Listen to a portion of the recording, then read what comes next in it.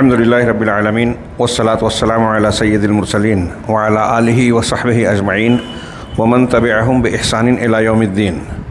اعوذ باللہ من الشیطان الرجیم، بسم اللہ الرحمن الرحیم۔ قل اعوذ برب الناس ملک الناس الہ الناس من شر الوسواس الخناس الذی یوسوس فی صدور الناس من الجنۃ والناس۔ محترم حاضرین، سورہ ناس سے متعلق گزشتہ کئی ہفتوں سے گفتگو جاری ہے۔ آج انشاءاللہ اس کا اختتام ہوگا، جس میں علامہ ابن قیم رحمہ اللہ کی تصریحات وسواس خناس سے متعلق بیان کی جائے گی انشاءاللہ۔ گزشتہ ہفتہ اس کے بعض شرور کا تذکرہ تھا، وسوسوں کا ذکر تھا کہ یہ اس کا تمام شرور میں، تمام فتنوں میں سب سے بڑا فتنہ اور سب سے بڑا شر ہے کہ انسان کے دل میں چھوٹی چھوٹی برائیوں سے لے کر عقیدے تک، جیسا کہ روایت گزری کہ انسان کو کہتا ہے کہ فلاں چیز کو اللہ نے پیدا کیا، فلاں کو اللہ نے پیدا کیا، تو اللہ کو کس نے پیدا کیا؟ رسول اللہ صلی اللہ علیہ وسلم نے یہ وسوسہ بھی بتایا اور اس کا علاج بھی بتایا کہ ایسا ہو تو اللہ سے استعاذہ کیا جائے اور شیطان کو جھاڑ دیا جائے، اس خیال سے اپنے آپ کو روک لیا جائے اور آمنت باللہ و رسولہ کہا جائے۔ کہیں بعض روایتوں میں قل هو اللہ احد پڑھنے کا بھی تذکرہ ہے۔ تو بہرحال یہ شیطان کے بہت سارے شرور ہیں، جس کے اخیر میں ہم نے یہ پڑھا تھا گزشتہ درس میں کہ اس کے شرور کو ایک ایک کر کے اگر گنا جائے تو بہت طویل ذکر ہو جائے گا۔ بہت سے شرور و فتنے ہیں، لیکن اس کے کچھ 6 مراتب اور جنسوں کا ذکر کیا جس کو ہم تقسیم کر سکتے ہیں۔ آپ عبد الرحمن ابن جوزی رحمہ اللہ کی تلبیس ابلیس پڑھیں، علامہ ابن تیمیہ کی الفرقان بین اولیاء الرحمن و اولیاء الشیطان، دونوں کتابوں کے اردو ترجمے دستیاب ہیں، اور میں اکثر طلبہ اپنے شاگردوں سے کہتا ہوں جب اس کا تذکرہ آتا ہے کہ ان دونوں کتابوں کو ہندوستانی مسلمانوں کو ضرور بضرور پڑھنا چاہیے، گھر گھر پہنچانا چاہیے کہ کس طرح شیاطین بہکاتے ہیں، بھٹکاتے ہیں۔ بہرحال آئیے کہ شیاطین کے مرتبے سمجھیں اور ان کے شرور کے مرتبے سمجھیں تاکہ ہم اس سلسلے میں ہوشیار رہ سکیں اور شیطانی فریب کا ایک قسم کا ادراک حاصل ہو تاکہ ہم اس سے اپنے آپ کو بچا سکیں۔ شیخ کہتے ہیں کہ شیطان کے شرور 6 جنسوں میں سمیٹے جا سکتے ہیں، اور ان 6 میں سے شیطان کسی نہ کسی چیز میں ابن آدم کو گرفتار کرنا چاہتا ہے، کبھی ایک یا کبھی ایک سے زائد کئی مراتب میں گرفتار کر لیتا ہے۔ سب سے پہلا شر جو تذکرہ کیا، الشر الاول، پہلا شر کفر اور شرک کا شر اور اللہ اور اس کے رسول سے دشمنی کا شر۔ یعنی ایک شیطان ایک انسان کو جب بہکاتا ہے تو سب سے پہلی ترجیح اور پہلی مراد اس کی یہ ہوتی ہے کہ انسان شرک اکبر میں، کفر اکبر میں مبتلا ہو جائے، اللہ اور اس کے رسول کا دشمن بن جائے، ایسا عقیدہ، ایسا قول، ایسا عمل اختیار کر لے جو اللہ اور اس کے رسول کی دشمنی پر منحصر ہو، شرک اور کفر میں شامل کر دے اسے۔ اگر وہ ابن آدم کے سلسلے میں اس مرحلے میں اگر اس معاملے میں کامیاب ہو جاتا ہے، یعنی جس کو بہکا رہا ہے وہ شرک اور کفر میں پڑ جاتا ہے، تو اسے سکون مل جاتا ہے، وہ مطمئن ہو جاتا ہے، اپنے آپ کو کامیاب تصور کرتا ہے، وہ استراحت اختیار کر لیتا ہے، اور نتیجے میں وہ شخص جو شرک اور کفر کا عامل بن گیا، اس میں حصے دار بن گیا، تو وہ شیطان کے لشکر کا حصہ بن جاتا ہے۔ اب اس انسان کو آدمی دوسرے انسانوں یا دوسرے لوگوں پر شیطان مسلط کراتا ہے، اپنا ہتھیار، آلہ اور لشکر بنا کے دوسروں پر مسلط کرنے کی کوشش کرتا ہے کہ اب اسی کے ذریعے سے دوسروں کا شکار کیا جائے۔ یہاں میں اشارہ کروں کہ بعض مرتبہ ایسے واقعات آپ اور ہم سنتے ہیں کہ ایک شخص بڑا پریشان تھا، فلاں تکلیف ہو رہی تھی، فلاں مزار پہ چلا گیا، فلاں مندر میں چلا گیا، یا فلاں شرک کے مقام پر چلا گیا تو ٹھیک ہو گیا، جس سے لوگ یہ سمجھتے ہیں کہ دراصل یہ وہاں کی تاثیر ہے، یا بابا یا مدفون جس قبر پہ جا رہے ہیں اس کا کچھ اثر ہے، جبکہ یہ جو ہم اس نقطے کو پڑھ رہے ہیں کہ شیطان جب ایک انسان کو شرک اور کفر میں مبتلا کر دیتا ہے تو وہ مطمئن ہو جاتا ہے. اب اس کو تکلیف نہیں دے گا. اس کا مقصد کیا ہے؟ اس کا مقصد ہمیں جسمانی تکلیف پہنچانا مقصد اصلی نہیں ہے. ایک آدمی کو جسمانی تکلیف دے رہا ہے اور اپنے اس کے علاج کے لیے وہ شرک کا راستہ اختیار کر رہا ہے تو شیطان اس کو تکلیف دینا بند کر دیتا ہے. اس کی دلیل دیتے ہوئے میں یہ کہہ سکتا ہوں استشہاد کے طور پر کہ حضرت عبداللہ ابن مسعود رضی اللہ تعالیٰ عنہ سے مروی صحیح روایت ہے ابو داؤد وغیرہ میں کہ اپنی بیوی کے گلے میں انہوں نے دیکھا کہ کالا دھاگا باندھا ہوا ہے. پوچھا یہ کیا ہے؟ انہوں نے کہا کہ میری آنکھ میں تکلیف ہو رہی تھی. پڑوسن ایک تھی یہودن، پڑوس کی یہودن ایک تھی، اس نے مجھے یہ دھاگا دے دیا اور کہا کہ تم کو آرام مل جائے گا. میں نے جب سے پہنا مجھے آرام ہے. حضرت عبداللہ ابن مسعود رضی اللہ تعالیٰ عنہ نے کہا کہ آل ابو عبد الرحمن شرک سے بے نیاز ہے، میرا گھر جو ہے شرک نہیں کر سکتا. اور اس دھاگے کو کاٹ دیا. کاٹتے ہوئے یہ بھی کہا کہ یہ شیطان تھا جو تمہاری آنکھ میں کچوکے لگا رہا تھا، تم کو تکلیف ہو رہی تھی. اب جب اس یہودن نے یہ دھاگا دیا، غلط چیز دی، شرکیہ عمل آپ نے کیا، تو اس شیطان نے تم کو تکلیف دینا بند کر دیا کیونکہ اس کا مقصد حاصل ہو گیا اور تم کو یہ لگا کہ اس دھاگے سے فائدہ ہو رہا ہے. لہذا حضرت عبداللہ ابن مسعود رضی اللہ تعالیٰ عنہ نے اس کے بعد شرعی علاج بتاتے ہوئے انہوں نے کہا کہ اگر ایسی تکلیف ہو تو وہ کلمات کہو جو رسول اللہ صلی اللہ علیہ وسلم نے بتائے ہیں: اذهب الباس رب الناس واشف انت الشافی لا شفاء الا شفاؤک شفاء لا یغادر سقما. تو سب سے پہلی چیز جو ہمارا درس میں ہے، درس کا حصہ ہے کہ پہلا شر شیطان کا یہ ہے کہ وہ انسان کو کفر میں، شرک میں، اللہ اور اس کے رسول کی دشمنی میں مبتلا کرنا چاہتا ہے. اگر اس میں کامیاب ہو جائے تو شیطان مطمئن ہو جاتا ہے اور پھر اس آدمی کو اپنے لشکر میں شامل کر لیتا ہے، اسے استعمال کر کے دوسروں کو شکار کرتا ہے. چنانچہ ایسا شخص ابلیس کے داعیوں اور اس کے نائبین میں شامل ہو جاتا ہے. ہاں، ایسا شخص ابلیس کا گویا معاون و مددگار بن گیا. اب فَإِن يَئِسَ مِنْهُ مِنْ ذَلِكَ، اگر شیطان اس کے اس حربے میں، اپنے اس حربے میں، اس مقصد میں ناکامیاب ہو گیا، مایوس ہو گیا، تو وَكَانَ مِمَّنْ سَبَقَ لَهُ الْإِسْلَامُ، اور وہ ایسا شخص ثابت ہوتا ہے جس کے لیے اللہ رب العالمین کی طرف سے اسلام سبقت کر چکا ہے تقدیر میں، یعنی وہ اسلام پر قائم ہے، کفر اور شرک نہیں کر رہا ہے. اگر بچ گیا تو اب شیطان اس کو دوسرے مرتبے میں جو ہے دوسرے شر میں مبتلا کرنے کی کوشش کرتا ہے. وہ دوسرا مرتبہ شر کا کیا ہے؟ وہی مرتبۃ البدعہ، یہ بدعت کا مرتبہ ہے. پہلے شرک اور کفر میں مبتلا کرنا چاہتا ہے، ناکامیاب ہو گیا تو اب بدعت کی طرف ترغیب دیتا ہے. ہاں، بدعت سے متعلق جو علامہ ابن قیم رحمہ اللہ نے چند جملے کہے ہیں، ایک ایک جملہ بہت ہی جامع اور تفصیل طلب ہے، آپ بہت غور سے سنیے، ہم تفصیل بیان نہیں کر سکتے. کہہ رہے ہیں کہ وَهِيَ أَحَبُّ إِلَيْهِ مِنَ الْفُسُوقِ وَالْمَعَاصِي، یہ بدعت جو ہے فسق و فجور اور گناہوں کے مقابلے میں شیطان کے نزدیک زیادہ پسندیدہ ہے. بہت غور سے بدعات جو لوگ کرتے ہیں وہ نیکی سمجھ کے کرتے ہیں، قرآن خوانی، ہاں، نماز، ذکر و اذکار، بدعت انہی چیزوں میں ہوتا ہے، نیکیوں میں ہوتا ہے. ہاں، بدعت ان چیزوں میں نہیں ہوتی جو واضح طور سے گناہ ہیں، چوری، زنا، دھوکے بازی، بے ایمانی، جھوٹ، اس میں بدعت نہیں ہوتی. بدعت نیکیوں میں ہوتی ہے، نیکی کے روپ میں آتی ہے اور انسان اس کا ارتکاب کر کے یہ سمجھتا ہے کہ میں اجر و ثواب کما رہا ہوں. چنانچہ اسی وجہ سے ایک شیخ یہ کہہ رہے ہیں کہ یہ گناہوں، دوسرے جتنے بھی گناہ ہیں، کبیرہ گناہوں کے مقابلے میں بھی بدعت زیادہ بڑا گناہ ہے. کیوں؟ اس لیے لأن ضررها فی نفس الدین، اس لیے کہ اس بدعت کا نقصان بذات خود دین میں ہوتا ہے.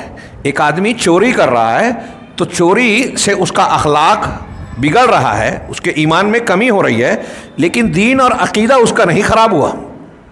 لیکن ایک آدمی اگر بدعت کا ارتکاب کر رہا ہے تو اس کا دین اور منہج بگڑ گیا، طریقہ بگڑ گیا. آپ دیکھیے کہ ایک ہی مسلک کے، یہ ہمارے اچھے لوگ آج کل سمجھتے نہیں ہیں، ایک ہی مسلک کو ماننے والے، ایک ہی منہج کے پر چلنے والے کچھ دو علماء میں، عوام کی بات نہیں کر رہا ہوں، علماء جو اعلیٰ درجے کے ہیں، ان میں کچھ مسائل میں اختلاف ہوتا ہے لیکن دونوں ایک ہی منہج کے کہلائیں گے۔ مثال کے طور پہ ماضی قریب میں امام کا درجہ رکھنے والے علامہ ناصر الدین البانی رحمہ اللہ، علامہ ابن باز رحمہ اللہ، ان کے درمیان آپ کو کئی مسائل میں، فقہی مسائل میں اختلاف نظر آئے گا، ہاں، استدلال میں اور جو ہے استنباط میں اختلاف نظر آئے گا۔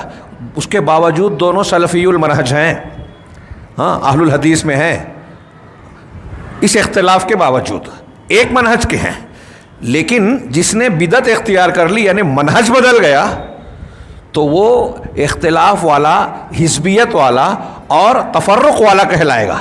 ایک آدمی کا اصول ہی اگر غلط ہے تو اب اگر وہ ہم سے کچھ چیزوں میں اتفاق بھی کرے تو وہ الگ ہے۔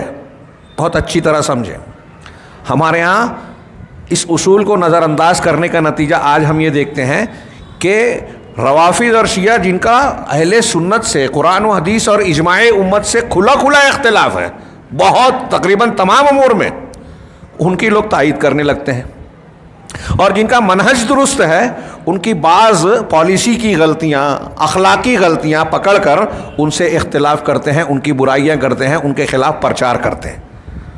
ہاں، یہ دینی منہج کی غلطی ہے، چھوٹی موٹی بات نہیں ہے، اس کو آپ ہلکے پھلکے میں نہ لیں، یا یہ نہ سمجھیں کہ ایک آدمی کی ہم غلط تائید کر رہے ہیں۔ اگر ایک شخص ہمارے منہج کا ہے اور اس سے کچھ غلطی ہو رہی ہے تو اس غلطی کو ہم غلط کہیں گے، لیکن وہ غلط نہیں ہے، اس کی غلطی غلط ہے، وہ منہج میں صحیح ہے، اس کا تعاون کریں گے، اس کے ساتھ ہمدردیاں ہوگی۔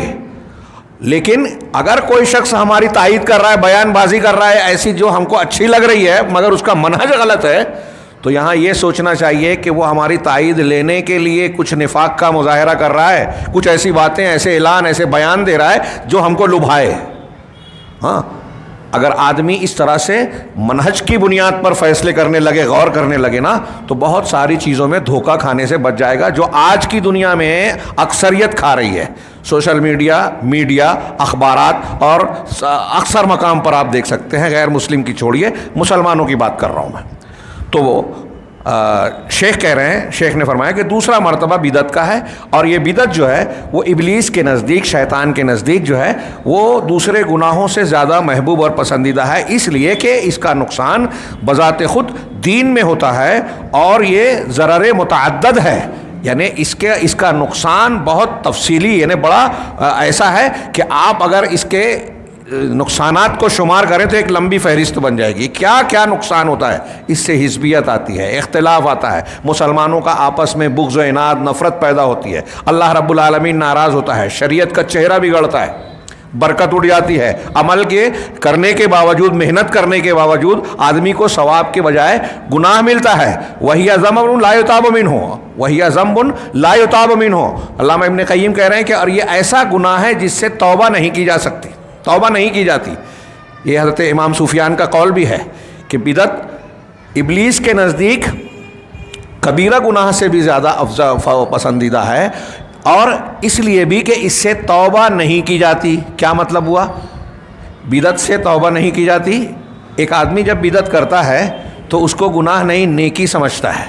ایک آدمی جب گناہ کرتا ہے تو اسے جانتا ہے کہ یہ گناہ ہے، جسے جانتا ہے کہ یہ گناہ ہے اس سے توبہ کر سکتا ہے۔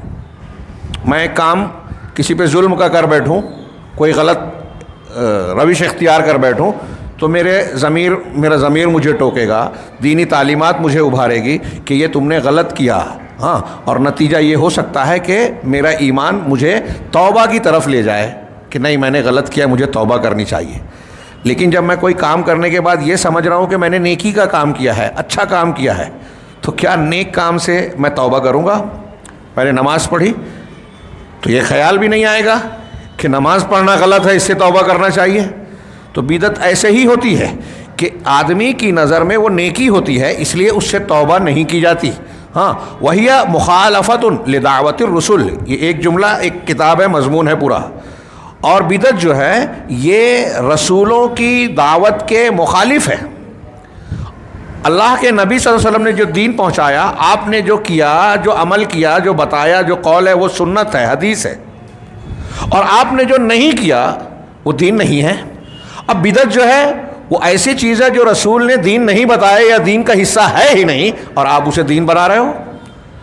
تو یہ اللہ صرف رسولوں کی نہیں، میں اس میں اضافہ کروں کہ اللہ کی بھی مخالفت ہے، رسول کی بھی مخالفت ہے، کہ اللہ نے جس چیز کو دین نہیں بنایا اسے آپ دین بنا رہے ہو۔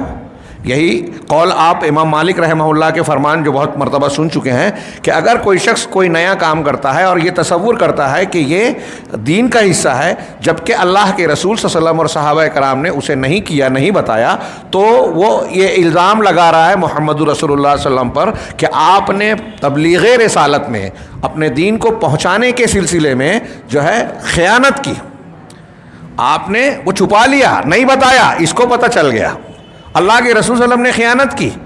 ہاں، پھر اس کے بعد امام مالک رحمہ اللہ نے قرآن کی آیت پڑھی، الیوم اکملت لکم دینکم، کہ آج کے دن میں نے تمہارے لیے دین کو مکمل۔ اب دین جو مکمل ہے، جب مکمل ہے تو اس میں کسی چیز کے اضافے کی گنجائش ہی نہیں ہے، بدعت اضافہ ہے، تو جو بدعت کر رہا ہے وہ دین میں اضافہ کر رہا ہے، اور وہ یہ کہہ رہا ہے کہ اللہ کے رسول صلی اللہ علیہ وسلم نے دین پورا نہیں پہنچایا، یا اللہ کے رسول صلی اللہ علیہ وسلم نے دین کو کچھ چھپا لیا، یا ان کو پتہ نہیں چل سکا، یا چھپا لیا۔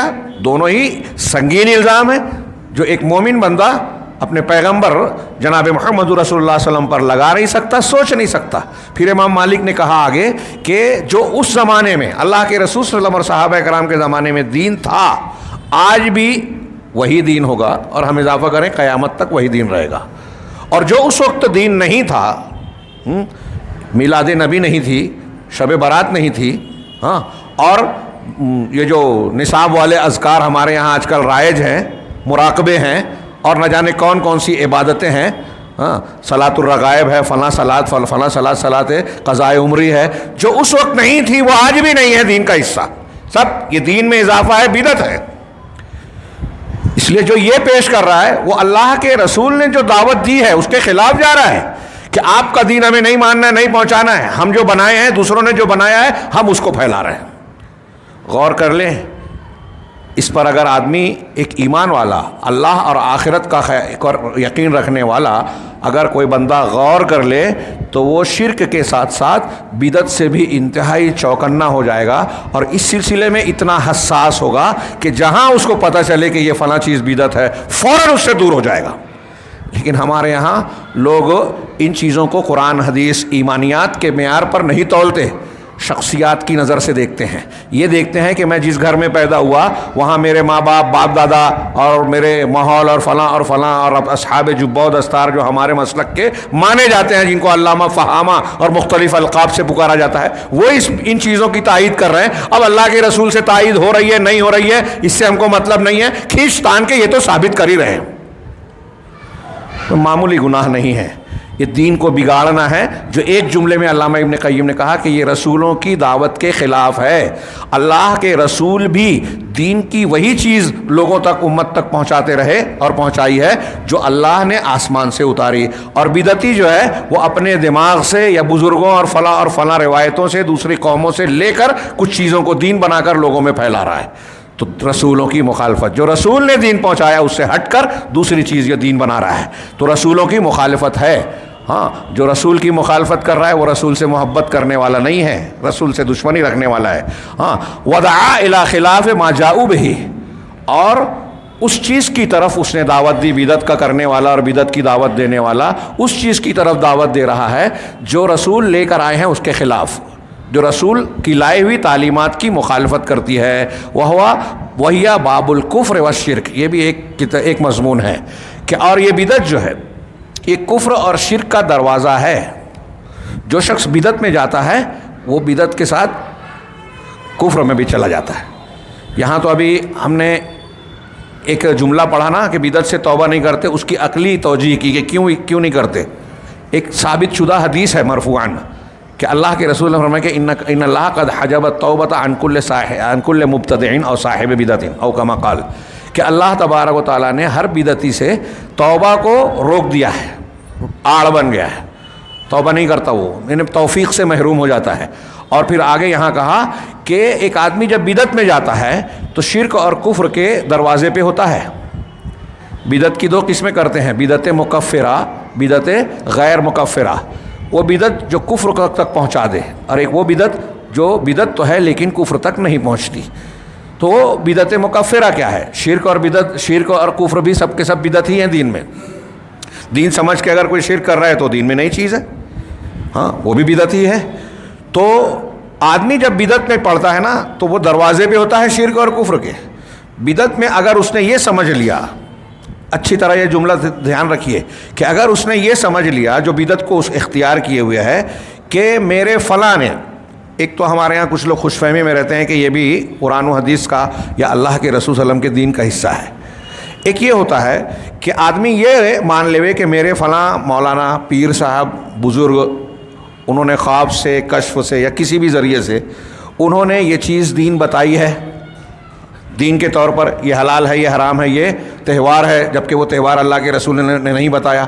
اگر وہ شخص ایسے کسی انسان کی بات کو جو رسول نہیں ہے، رسول کے بعد ہے، کتنا بھی بڑا آدمی ہو، کتنا بھی بڑا بزرگ ہو، اگر یہ سمجھتا ہے کہ انہوں نے جو بتایا میں اسے دین کے طور پر اختیار کر رہا ہوں، تو وہ اسے شریعت ساز مان رہا ہے. شریعت ساز، شریعت بنانے والا، شارع جو صرف اللہ ہے اور اللہ تبارک و تعالیٰ نے اختیار دیا رسول کو. اصل اختیار اللہ کے پاس ہے. تو ایسی کئی دلیلیں آپ کو ملے گی کہ ایسا سمجھنا کہ غیر اللہ کوئی، نبی کے علاوہ کوئی شخص شریعت ساز شارع ہے، حلال اور حرام قرار دینے کا حق رکھتا ہے شریعت میں، تو وہ مشرک کافر ہو جائے گا. ہاں جو مشہور آیت ہے ومن کیا ہے، اتخذوا احبارہم ورہبانہم اربابا من دون اللہ، کہ انہوں نے اپنے احبار اور رہبان کو اللہ کے علاوہ رب بنا لیا، ارباب بنا لیا. اس کی تشریح آپ نے سنی ہے کہ اپنے علماء کو، عمرہ کو یہ مان لیا کہ جو حلال کہیں حلال، جو حرام کہیں حرام، اللہ کی شریعت کے خلاف بھی کہیں تو اس کو دین سمجھ رہے ہیں، یہی ان کا رب بنانا ہے. اسی طرح قرآن میں ارشاد ہے ام لہم شرکاء شرعوا لہم من الدین ما لم یأذن بہ اللہ، کیا ان لوگوں کے پاس کچھ شرکاء ہیں، اللہ تعالیٰ کے پارٹنر ہیں، جنہوں نے ایسے دین کی شریعت سازی کر دی، بنا دیا ایسا دین اور قانون جس کی اللہ نے اجازت نہیں دی تھی. تو بدعتی آدمی اگر بدعت کو اختیار کر رہا ہے یہ سمجھتے ہوئے کہ اس کو بنانے والے کو شریعت سازی کا اختیار تھا، تو اسے وہ اللہ کا شریک ٹھہرا رہا ہے. اچھی طرح دماغ میں رہے کہ ایسا ماننا، یعنی اس طریقے سے کسی بدعت کو اختیار کرنا، دین میں نئی چیز کو اختیار کرنا، یہ شرک ہوگا. تو بدعتی آدمی کفر اور شرک کے دروازے پر ہوتا ہے. فَإِذَا نَالَ مِنْهُ الْبِدْعَةَ وَجَعَلَهُ مِنْ أَهْلِهَا بَقِيَ أَيْضًا نَائِبُهُ وَدَاعِيًا مِنْ دُعَائِهِ. جب شیطان کسی انسان کے بارے میں اس سلسلے میں کامیاب ہو جاتا ہے کہ اس کو بدعت میں مبتلا کر دے اور وہ اہل بدعت میں شامل ہو جائے، تو یہ بھی شیطان کے لشکر کا حصہ بن جاتا ہے اور اس کے دین کا، اس کی فکر کا داعی بن جاتا ہے. بدعتی شیطانی لشکر کا حصہ ہوتا ہے. اب اس دین کی طرف لوگوں کو بلاتا ہے جو شیطان نے بنا کر اسے دیا ہے، اللہ اور رسول کا نہیں ہے. اور جو اللہ اور رسول کا دین پھیلا رہا ہے، دین حق، قال اللہ اور قال الرسول، یہ اس کا رد کرتا ہے، اس سے نفرت کرتا ہے، اس کی مخالفت کرتا ہے، اس کی مخبری کرتا ہے. دیکھ لیجیے آج کا ماحول. آگے بڑھتے ہیں. اگر شیطان بندے کو اس مرتبے میں بھی شر میں یعنی بدعت میں بھی مبتلا کرنے میں ناکامیاب ہو جائے اور انسان کو، بندے کو اللہ رب العالمین کی طرف سے سنت کا عطیہ اور نوازش ملی ہو اور اہل بدعت اور اہل گمراہی سے وہ دشمنی رکھنے والا ہو، خود بدعت سے بچنے والا ہو، تو اسے شر کے تیسرے مرتبے میں شیطان منتقل کرتا ہے، یعنی تیسرے مرحلے کی کوشش کرتا ہے. اور وہ کیا ہے؟ وہی الکبائر علی اختلاف انواعها. یہ کبیرہ گناہ ہیں. کبائر، کبیرہ گناہ اپنے مختلف قسموں کے ساتھ. کبیرہ گناہوں کی بہت سی قسمیں ہیں. ہاں، بعض اہل علم نے، علامہ ذہبی وغیرہ نے کتاب الکبائر مستقل کتاب ہی لکھی.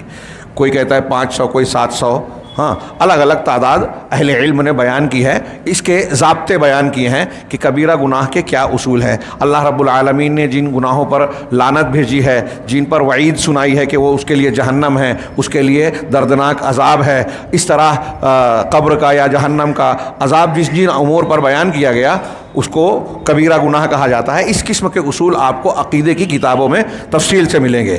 وہی فہو اشد حرصا علی ان یوقعوا فیہ، اب شیطان جس کو شرک میں بدعت میں مبتلا کرنے میں ناکام ہو جاتا ہے تو کبیرہ گناہوں میں مبتلا کرنے کی کوشش کرتا ہے، اور انتہائی سخت حرص اور چاہت رکھتا ہے شیطان کہ بندے کو اس میں مبتلا کر دے، خاص طور سے اگر وہ ایسا عالم ہو جس کے پیچھے لوگ چلتے ہوں، انکانا ولا سیما انکانا عالم متبوعا، خاص طور سے اگر وہ ایسا عالم ہو جس کی لوگ پیروی کرتے ہیں، جس کے پیچھے چلتے ہیں۔ ہاں آپ یاد کیجئے، ایک عالم آدمی جس کو لوگ اعتماد کر رہے ہیں، پیر صاحب ہیں، اس کے پیچھے بہت سارے لوگ چل رہے ہیں، ایسے انسان کو شیطان زیادہ کوشش کرتا ہے، محنت کرتا ہے کہ اس کو کبیرہ گناہ میں مبتلا کر دے۔ عام انسانوں کو، عام مسلمانوں کو بھی چاہتا ہے، لیکن اس کو مبتلا کرنے کے بڑے فائدے ہیں، اور بھی زیادہ فائدہ ہوگا کہ جب یہ گناہ کرے گا تو اس کے متبوعین بھی، اس کے پیچھے چلنے والوں پر بھی اس کے اثرات مرتب ہونے ہی ہیں۔ ہاں غور کیجئے، ہاں اسی لیے اللہ کے رسول صلی اللہ علیہ وسلم سے مروی ہے کہ میری امت پر مجھے سب سے زیادہ جس بات کا اندیشہ ہے وہ الائمۃ المضلین، گمراہ کرنے والے پیشوا اور امام ہیں۔ خود بھی گناہ کر رہا ہے اور اس گناہ کو صحیح قرار دے کے اپنے متبوعین کو بھی بتا رہا ہے۔ ہاں عجیب لوگ آج ہم نگاہیں کھول کے ادھر ادھر کلپ آ رہی ہیں، دیکھ رہے ہیں ہم۔ ایک پیر صاحب کی کلپ ابھی میں نے دیکھی، منہ میں سگریٹ لگا ہوا ہے، جھوم رہے ہیں، تھرتھرا رہے ہیں، اور لوگ عقیدت سے ان کے سامنے جھکے جا رہے ہیں، اور ایسی کئی چیزیں آ رہی ہیں سامنے آج کل، اور کچھ لوگوں نے براہ راست بھی دیکھا ہوگا، ہم بھی دیکھتے ہیں۔ تو بہرحال جس کے پیچھے چلنے والے لوگ ہیں، ایسے آدمی کو گناہ کبیرہ میں مبتلا کرنے کی شیطان بھرپور کوشش کرتا ہے۔ چنانچہ کہتے ہیں فَهُوَ حَرِيصٌ عَلَى ذَلِكَ لِيَنْفُرَ النَّاسُ عَنْهُ، چنانچہ وہ لوگ جو ہے، شیطان جو ہے، یہ تو گمراہ ائمہ کی بات کر رہا تھا میں جو بگڑے ہوئے ہیں، اور اس کو دجال سے زیادہ بڑا فتنہ کا ہے، جو خود بدعتی ہیں، غلط فکر والے ہیں، قرآن حدیث نہیں جانتے، الٹی سیدھی باتیں دین کے نام پہ بتاتے ہیں، لوگوں کو دھوکہ دیتے ہیں، ان کی بات نہیں۔ یہاں جس عالم کی بات ہو رہی ہے وہ نیک ہے، صالح ہے، ایسا عالم جو اچھائی کرنے والا ہے، ہاں صحیح عالم ہے، تو ایسے انسان کے کو خوب کوشش کرتا ہے کہ کسی طرح سے کبیرہ گناہ میں مبتلا کر دے۔ کیوں؟ فَهُوَ حَرِيصٌ عَلَىٰ، وہ اس پر حریص ہوتا ہے تاکہ لوگوں کے دل میں اس کے تعلق سے نفرت پیدا کر دے، اس سے دور کر دے، لِيَنْفُرَ النَّاسَ عَنْهُ، تاکہ لوگوں کو اس سے دور کر دے۔ یہاں رک کے ایک قوس پر غور کیجیے آپ لوگ کہ ہمارے لوگوں میں بھی کچھ ایسے لوگ ہوتے ہیں جو لوگوں کو علماء سے متنفر کرتے ہیں، علماء کی برائیاں کرتے ہیں۔ ہمارے حلقے میں، ہمارے مالیگاؤں شہر کے تناظر میں میں جو ماحول جانتا ہوں، اور ہماری جماعت میں ایک سوال دے رہا ہوں، غور کیجیے گا کہ ہمارے یہاں کوئی ایک عالم ایسا بتائیے جس کی لوگ برائی نہیں کرتے۔ کوئی کتنا بھی بزرگ ہو، صاحب علم ہو، متقی پرہیزگار ہو، جس کی برائی نہ کرتا ہوں، اور عوام ہی نہیں، خواص کی بات بھی کر رہا ہوں، اور یہ کوئی میں کسی پر تان و تشنیع کی وجہ سے نہیں کہہ رہا ہوں، اس لیے کہہ رہا ہوں کہ اس برائی کو اپنے درمیان سے نکالیں۔ چھوٹا موٹا گناہ نہیں ہے، دین کو نقصان پہنچانے والا گناہ ہے، شیطانی کام ہے۔ جب آپ عالم سے لوگوں کو متنفر کرتے ہیں تو دین سے متنفر کرتے ہیں، دین کے علم سے دور کرتے ہیں۔ اس کے نقصانات کیا کیا ہوتے ہیں جاہلوں کو اس کا اندازہ نہیں ہے، اسی لیے برائیاں کرتے ہیں، عہدوں پہ بیٹھ جاتے ہیں، ہاں، اور یہ نہیں پتہ ہے کہ ہم جس دین کے، جمعیت کے عہدے پر ہیں، اس جمعیت کے فائدے اور نقصان کی بنیادیں کیا ہے۔ ہاں یہاں دیکھیے جو میں کہہ رہا ہوں، یہ میں نے نہیں کہا، یہ آج کے ماحول کی بات نہیں، علامہ ابن قیم کی تحریر ہے، اور یہ باتیں جو کہہ رہے ہیں، یہ جو مرتبے نکالے ہیں نا، یہ ان کی اپنے ذہن کی اپج صرف نہیں ہے، یہ قرآن و حدیث کی بے شمار دلیلوں سے استنباط ہے۔ پیچھے جو شرور کا تذکرہ دلیلوں کی روشنی میں کیا، اب یہ کہنے کے بعد کہ شیطان کے اس طرح بہت سے شرور ہیں، اگر ہم ایک ایک کر کے گنیں گے تو وہ لامتنا ہی ہوں گے، اس لیے اس کی جنسوں کا ذکر کر رہے ہیں، درجات کا ذکر کر رہے ہیں کہ شیطان کیا کرتا ہے، اور یہ چیزیں قرآن و حدیث میں آپ کو مل جائے گی۔ چنانچہ شیخ نے کہا کہ نیک عالم مطبوع عالم، ہاں یہ بھی یاد رہے کہ اب اس کا یہ بھی مطلب نہیں ہے کہ آپ یہ کہیں کہ میں نے جو بات کہی ہے کہ علماء کرام جو ہیں وہ فرشتے ملیں گے تب آپ انہیں مانیں، کہ آپ جو ہے کہیں کہ مولوی صاحب آپ یہ کہہ رہے ہیں کہ بھائی علماء کی برائی کرنا غلط ہے، ٹھیک ہے نہیں کرنا چاہیے، لیکن اگر برا ہے تو یعنی اس کے اندر اگر برائیاں ہیں تب تو کیا برائیاں ہوں تو آپ کو یہ اجازت ہے کہ آپ مجلس پیٹھ پیچھے اس کے عیوب کو لوگوں میں بیان کریں؟ یہ کوئی دین کا حصہ ہے؟ اس سے کوئی فائدہ ہے؟ اس کی شریعت میں اجازت ہے غیبت کرنے کی؟ ہاں، عام انسان، عام مسلمان کی پیٹھ پیچھے آپ نے برائی کی، یہ غیبت ہے، مردہ بھائی کا گوشت کھانا۔ علماء سلف یہ کہتے ہیں کہ اگر عالم کی غیبت کرتے ہیں تو وہ گوشت بھی زہریلا ہے، ایک تو بھائی کا، مردہ بھائی کا گوشت، اور اس میں بھی زہریلا۔ لحوم العلماء مسمومہ، یہ علامہ حاکم وغیرہ کا، امام حاکم وغیرہ میں سے کسی کا قول ہے کہ علماء کے گوشت جو ہے وہ زہریلے ہیں، اور آج یہ زہریلا گوشت ہمارے ہاں عام طور سے کھایا جاتا ہے۔ میں یہ کہہ رہا تھا کہ اب آپ یہ کہیں گے کہ بھائی برائیاں تو ہیں، تو میرا سوال یہ ہے کہ کیا علماء انسان نہیں ہیں، یا وہ درجہ صحابیت یا معصومیت کے پر ہونا چاہیے؟ آپ ایسا مانتے ہو تو کوئی ایک ایسا معصوم انسان لا کے بتائیے جس کو امام، عالم اور ذمہ دار بنایا جائے۔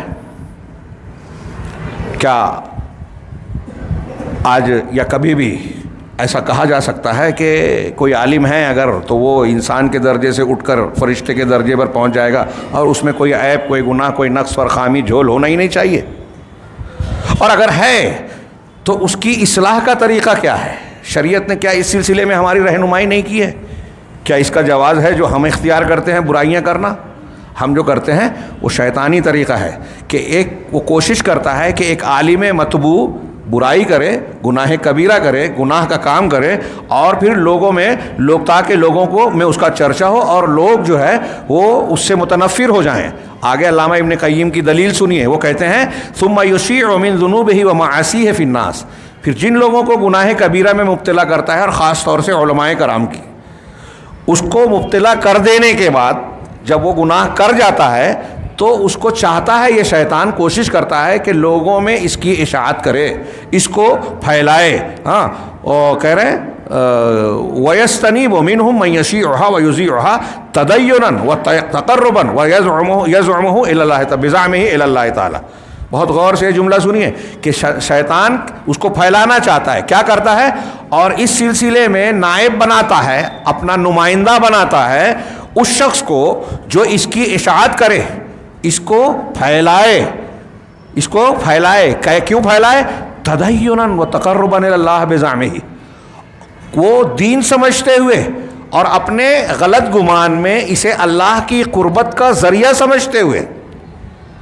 اس کو اپنے جملے میں سیدھا کر کے بولوں، یہ میں نے ترجمہ کیا کہ شیطان پہلے گناہ کرواتا ہے خاص طور سے عالم سے، اب اس کو پھیلانا، جب وہ مرتکب ہو گیا تو چاہتا ہے کہ لوگوں میں اس کا چرچا ہو۔ چرچا کرنے کے لیے کیا کرتا ہے؟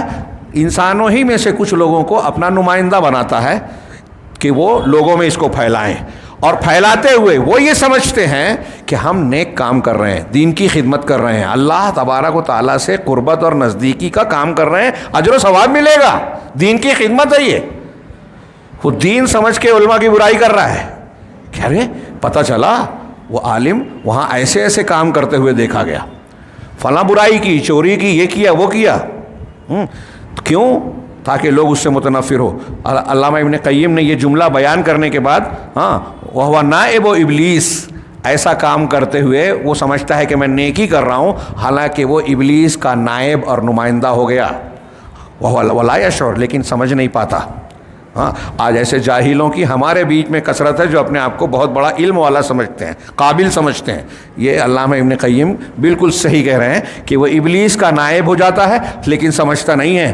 چنانچہ اللہ تبارک و تعالیٰ کا فرمان نقل کیا، فَإِنَّ الَّذِينَ يُحِبُّونَ أَن تَشِيعَ الْفَاحِشَةُ فِي الَّذِينَ آمَنُوا لَهُمْ عَذَابٌ أَلِيمٌ، کہ یقیناً جو لوگ یہ پسند کرتے ہیں، جو لوگ یہ چاہتے ہیں، یحبون کا لفظ ہے، محبت رکھتے ہیں، پسند کرتے ہیں کہ لوگوں میں بے حیائی کی بات، فاحشہ گناہ کی بات، فاحشہ بڑے گناہ کو کہتے ہیں ہمارے اردو میں، اور عام طور سے اس کا غلبہ ہو گیا ہے ان گناہوں پر جو بے حیائی اور زنا سے متعلق ہوں، اور تمام بڑے گناہوں کو فواحش کہا جاتا ہے، زنا بھی بڑا گناہ ہے۔ تو کہا کہ جو لوگ چاہتے ہیں کہ فاحشہ بے حیائی کی بات لوگوں میں پھیلے، ہاں فی الذین آمنوا، ایمان والوں میں، ایمان والے لوگوں میں گناہ کی بات کو پھیلانا جو لوگ پسند کرتے ہیں، لہم عذاب علیم، ان کے لیے دردناک عذاب ہے۔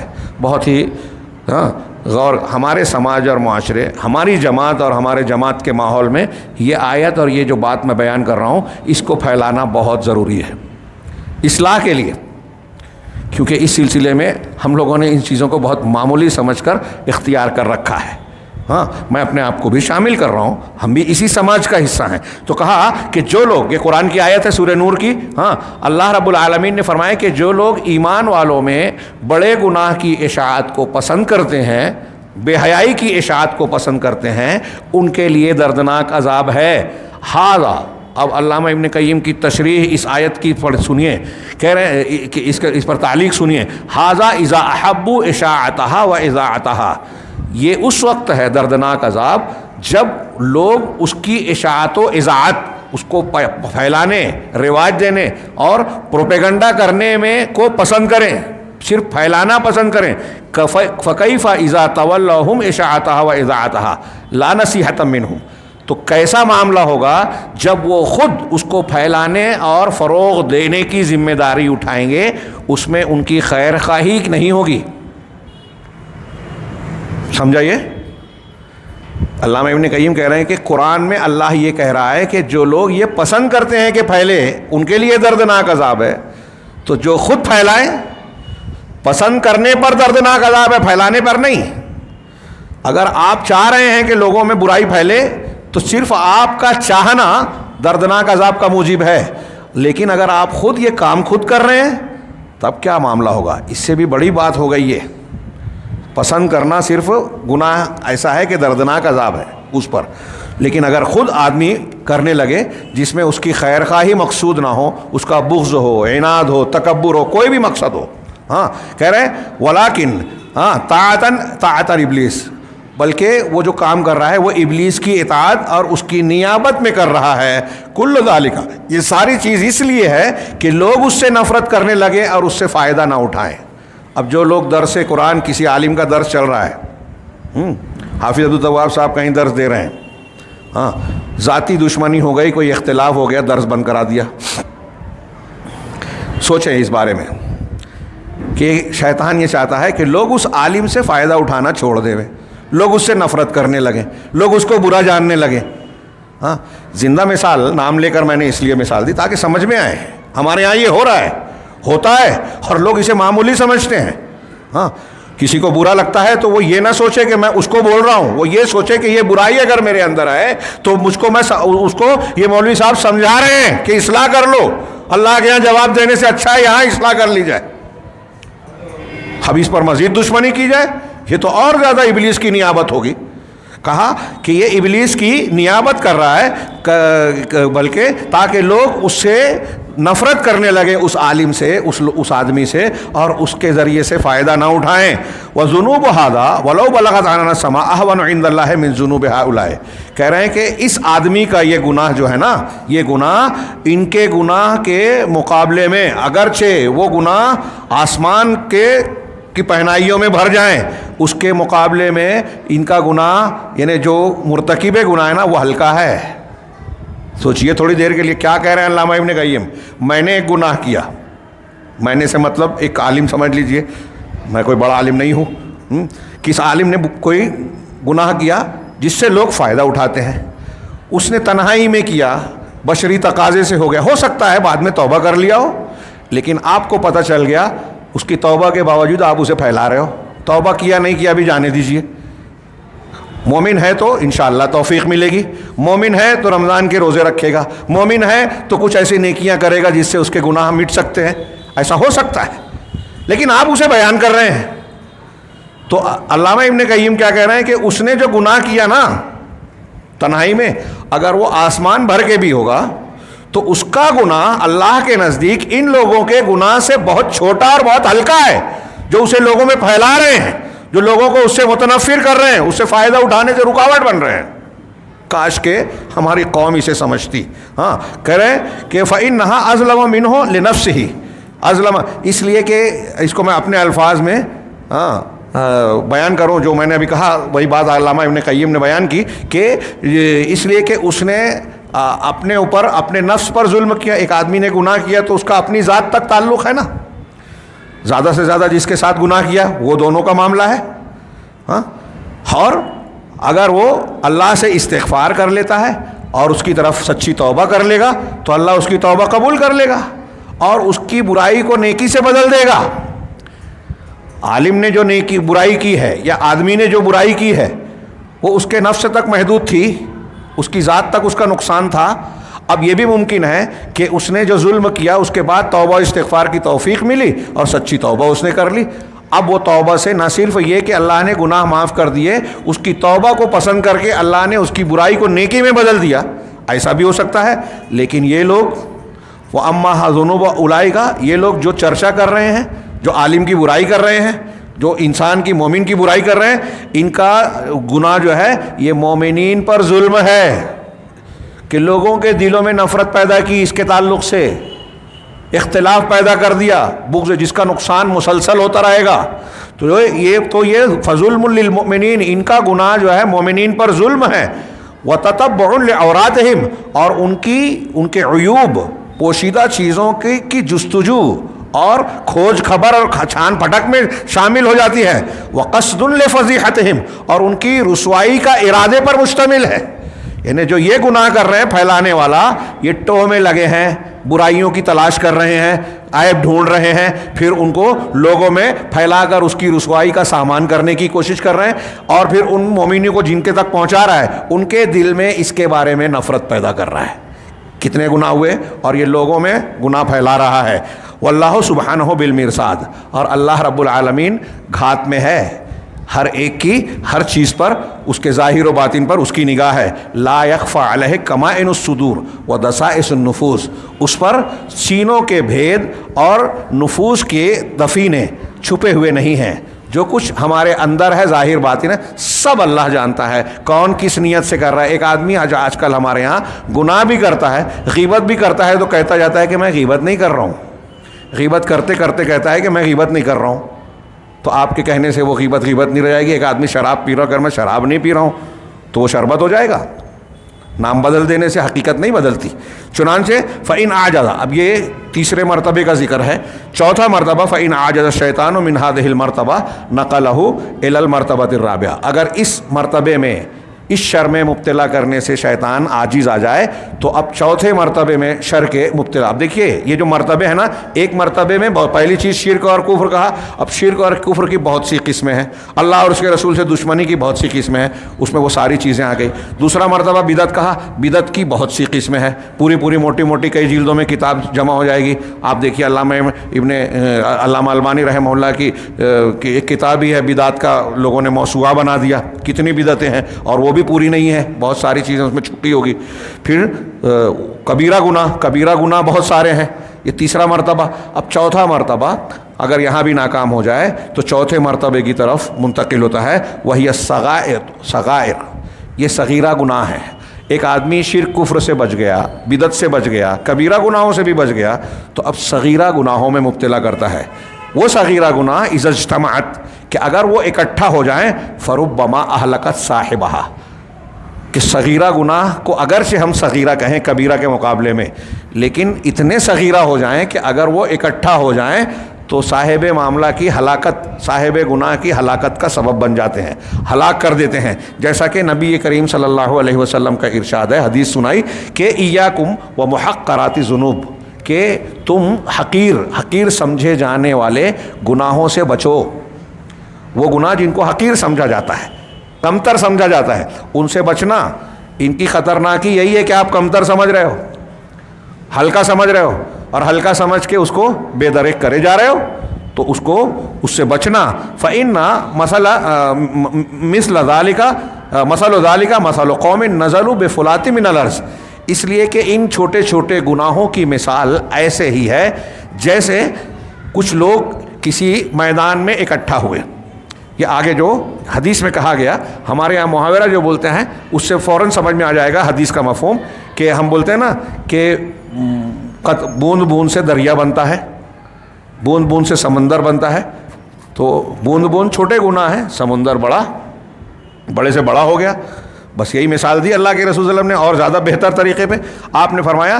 اور پھر علامہ ابن قیم آگے کہہ رہے ہیں، یہ امام احمد اور طبرانی اور دوسری کتابوں میں ہے، جس کی اسناد شیخین کی شرط پر صحیح ہے، علامہ البانی نے اس کی تصحیح کی. ہاں، تو علامہ ابن قیم کہتے ہیں کہ اور اس معنی کی حدیث کا تذکرہ کیا.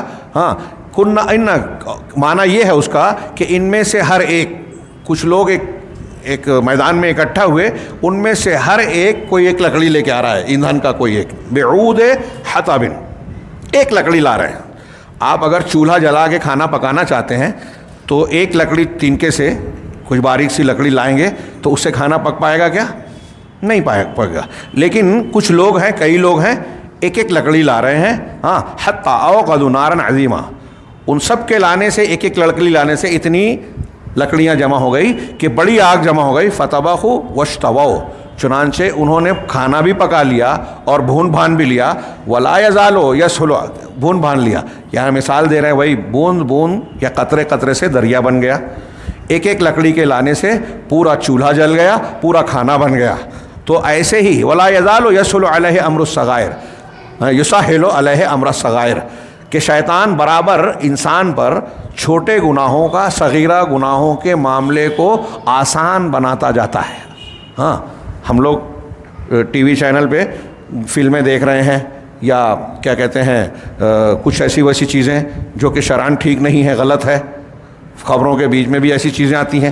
پھر اس کے علاوہ موبائل پر اور ایسے روزمرہ کی زندگی میں ہنسی مذاق میں لوگ گالیاں دے دیتے ہیں کہ ہاں مراد تو نہیں ہے، اور ایسی بہت ساری چیزیں جو سوچتے ہیں کہ یہ چھوٹا موٹا گناہ ہے. ہاں، تو شیطان یہ چھوٹے گناہوں کو اس پر آسان بنا کر پیش کرتا ہے.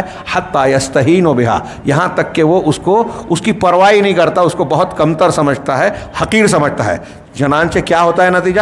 فیکون صاحب الکبیرہ الخائف منہا احسن حالا منہ، چنانچہ وہ کبیرہ گناہ والوں میں شامل ہو جاتا ہے. ہاں، جس سے ڈرنے والا شخص اس سے زیادہ بہتر حالت والا ہوتا ہے. یعنی گناہ کبیرہ. صغیرہ ایک اصول کے طور پر ایک جملہ آپ پڑھیں گے کتابوں میں، علماء کہتے ہیں لا کبیرۃ مع الاستغفار ولا صغیرۃ مع الاصرار، کہ استغفار کے ساتھ اگر کوئی گناہ سے توبہ کر لے سچی، تو اس کے بعد کبیرہ گناہ کبیرہ نہیں رہ جاتا، ختم ہو جاتا ہے. اور ولا صغیرۃ مع الاصرار، اور اگر کوئی شخص صغیرہ گناہوں پر اصرار کرتا رہتا ہے، ٹکا رہتا ہے، بار بار کرتا ہے، تو وہ صغیرہ نہیں رہ جاتا، کبیرہ بن جاتا ہے. یہ بات یاد رکھیے. فَإِنْ أَعْجَزَهُ الْعَبْدُ مِنْ هَذِهِ الْمَرْتَبَةِ، اگر بندہ شیطان کو اس میں بھی ناکام بنا دے، عاجز بنا دے اس مرتبے میں بھی، تو اب اسے منتقل کر دیتا ہے 5ویں مرتبے کی طرف. یعنی بندہ منتقل کرتا ہے شیطان کو 5ویں مرتبے کے، اب وہ اس سے کم والے درجے پہ آ جاتا ہے.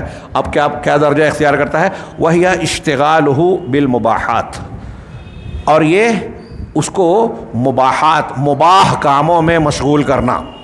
بہت اہم پوائنٹ ہے یہ. اس طرح کی بات مجھے یاد پڑتی ہے کہ انہوں نے، علامہ ابن تیمیہ نے اس چیز کا ذکر کرتے ہوئے کہا کہ یہ چیزیں ایسی ہے، یہ اور آگے کی، کہ اچھے علماء اور دانشور لوگ بھی اس پر غور نہیں کرتے یا سمجھ نہیں پاتے. شیطان ایسے مقام سے آتا ہے. مباح کاموں میں مبتلا کرتا ہے شیطان، وہ مباح کام جس پر کوئی ثواب بھی نہیں ہے اور کوئی سزا بھی نہیں ہے۔ آپ بات چیت کر رہے ہیں، ہنسی مذاق کر رہے ہیں، ثواب نہیں مل رہا ہے، نقصان اب زیادہ ہوگا تو اس میں مسئلہ پیدا ہوگا، لیکن کچھ چیزیں ایسی ہے کہ اس پر کہیں گے کہ کوئی گناہ بھی نہیں ہے، ثواب بھی نہیں ہے، تو ایسے کاموں میں مبتلا کرتا ہے، کھیل کود میں، ہاں، جس میں نہ ثواب ہے نہ سزا ہے، لیکن بالعاقبتها فوق الثواب الذي ضاع علیہ باشتغالہ بہا، لیکن اس کا انجام آپ اگر مباح کاموں میں اپنا وقت لگاتے رہیں تو اس کا نتیجہ کیا ہوگا؟ محرومی ہوگا، اس کے مقابل میں کہ اگر آپ اسی ٹائم میں کوئی نیک کام کیے ہوتے، ثواب کا کام کیا ہوتا آپ نے، تو آپ کو اجر و ثواب ملتا، لیکن ان مباح کاموں میں مبتلا اور مشغول ہونے کی وجہ سے آپ اس مفید کام سے محروم رہ گئے۔ ایک وقت میں آپ اور ہم ہنسی مذاق کر رہے ہیں، اسی ٹائم میں اگر آپ نے قرآن کی تلاوت کی ہوتی، اللہ کا ذکر کیا ہوتا، کوئی نیک کام کیا ہوتا، کوئی اچھی دینی کتاب، عقیدے کی کتاب پڑھی ہوتی، تو آپ کا جو فائدہ ہوتا اس کے مقابلے وہ فائدے سے آپ محروم ہو گئے، اس کے بالمقابل آپ ہنسی مذاق اور مجلسی کاموں میں جو ہے اس طرح کے کاموں میں مشغول رہے جس کا اگر نقصان نہیں ہے، یہ نقصان تو ہو رہا ہے تو فائدہ بھی نہیں ہے، یعنی اجر و ثواب بھی نہیں ہے۔ ہاں، فَإِنْ عَجَزَهُ الْعَبْدُ، یہاں میں تفصیل میں نہیں جا رہا ہوں، گھڑے کی سوئی دیکھ کر، اگر بندہ اس کو اس مرتبے میں بھی ناکام کر دے، یعنی مباح کام جس میں نہ فائدہ ہے نہ نقصان بظاہر، ہاں ظاہر سی بات ہے اس میں مشغول رہ کے وہ نیکیاں چھوڑ دیتا ہے، اب اگر بندہ اس میں بھی مرتبہ کر دے تو کہہ رہے ہیں وَكَانَ حَافِظًا لِوَقْتِهِ، وہ اور بندہ اپنے وقت کی حفاظت کرنے والا اور اس کا حریص ہو کہ نہیں میرا وقت ضائع نہیں ہونا چاہیے، یعلم مقدار انفاسہ وانقطاعہا، وہ اپنی زندگی کے لمحات، اپنی سانسوں کی اور اس کے منقطع ہو جانے کی قدر و قیمت کو جانتا ہو۔ جو شخص جانتا ہے کہ ہماری سانسیں چل رہی ہیں، ہمارے وقت جا رہے ہیں، موت کی طرف ہم بڑھ رہے ہیں، تو وہ وقت کی قیمت قدردانی کرے گا۔ اگر وہ ایسا ہے اور اپنا وقت ضائع نہیں کر رہا ہے، وما يقابلها من النعیم والعذاب، اور اس کے مقابلے میں جو نعمت اور عذاب ہے اس کو ترجیح دیتا ہے، نقلہ الی المرتبۃ السادسہ، تو اب یہ ایسا سمجھنے والے، سوجھ بوجھ رکھنے والے انسان کو انسان جو ہے وہ شیطان کو چھٹے مرتبے میں مبتلا کرتا ہے۔ اور وہ کیا ہے چھٹا مرتبہ؟ کہ انسان ایسا ہے، دیکھیے غور کیجئے کہ مباح کام میں بھی اپنے آپ کو بچا رہا ہے جس میں ثواب نہیں ہے، ٹائم ضائع ہو رہا ہے، وقت ضائع ہو جا رہا ہے، نہیں نیک کام کرنا چاہیے، تو اب وہ نیک کام کرنا ہی چاہتا ہے، تو شیطان کیا کرنا چاہتا ہے؟ کیا کہتا ہے؟ وَهِيَ أَن يُشْغِلَهُ بِالْعَمَلِ الْمَفْضُولِ عَمَّا هُوَ أَفْضَلُ مِنْهُ۔ عجیب بات کہ شیطان یہ کوشش کرتا ہے کہ افضل کام سے ہٹا کر مفضول کام میں آدمی کو مبتلا کرے۔ اس کو آسانی سے سمجھانے کے لیے کہ آپ ایک کام کرتے ہیں اس میں آپ کو 100 نیکی ملنے والی ہے، اور ایک کام کرتے ہیں اس میں آپ کو 10 نیکی ملنے والی ہے، تو شیطان یہ کوشش کرتا ہے کہ 100 والے سے ہٹا کر 10 والے کی طرف لائے۔ آدمی جب اس میں کم مشغول ہوگا تو یہ سمجھے گا نا میں نیک کام کر ہی رہا ہوں، تو نیک کام، اب دیکھیے ہمارے یہاں آپ کو بہت سی چیزیں ایسی نظر آئے گی، یعنی محنت میں جہاں زیادہ فائدے کی چیزیں وہاں لوگوں کے لیے وقت نہیں ہے۔ ابھی ہمارے یہاں درس چل رہا ہے، ہاں بہت سے لوگوں کو ایسا لگتا ہے کہ اس کی ضرورت نہیں ہے، جبکہ وہ زیادہ ضرورت مند ہے۔ دینی تعلیم کے مسلسل مذاکرے سے نہ صرف یہ کہ ہماری پچھلی تعلیم تازہ ہوتی ہے، ایمان تازہ ہوتا ہے، بلکہ دین میں علم میں اضافہ ہوتا ہے، ایمان میں اضافہ ہوتا ہے، اور اس کے بے شمار فائدے ہیں۔ بعض غلط فہمیوں کا ازالہ ہوتا ہے، ہاں، اور علم دین جتنا گہرا ہوگا اتنا مفید ہوتا جاتا ہے۔ علم کے فوائد آپ جانتے ہیں، اس کو لوگ ترجیح نہیں دیں گے۔ یہاں بیٹھنے کے مقابلے میں سمجھیں گے کہ ہم جا کے فلاں ایک کام کر رہے ہیں، ہاں، تو اس میں زیادہ مطلب وہ ہمارے لیے مفید ہوگا، جبکہ یہاں بیٹھنا علم کے کاموں میں مشغولیت زیادہ اہمیت کی حامل ہے۔ آپ سنیں، اسی کی طرف اشارہ کرتے ہوئے ہمارے ائمہ سلف کہتے تھے کہ آدمی کا نفل عبادات کے مقابلے میں دین کا صحیح علم علماء حق سے حاصل کرنا یہ زیادہ فضیلت والی بات ہے، زیادہ مفید ہے کہ آدمی اسی طریقے سے نیکیوں میں کہ 2 مسلمانوں میں جھگڑا ہے اس سے ملا دینا، یہ رسول اللہ صلی اللہ علیہ وسلم نے فرمایا کہ اس کا اجر و ثواب، اگر آپ اصلاح کرنے کی کوشش کر رہے ہیں تو اس کا اجر و ثواب نفلی صدقے سے، نفلی نماز سے، نفلی نیکیوں سے زیادہ بہتر ہے عبادات سے۔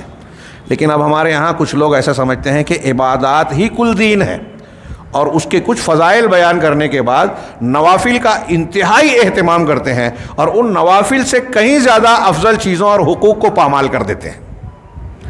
ہاں، ایک طرف بہن کا اور فلاں کا حق مار لیا، جبکہ آپ حق نہیں، آپ احسان اگر کریں کسی بھوکے بھائی کو کھانا کھلا دیں تو نفلی نماز سے زیادہ بہتر ہوگا بعض حالات میں.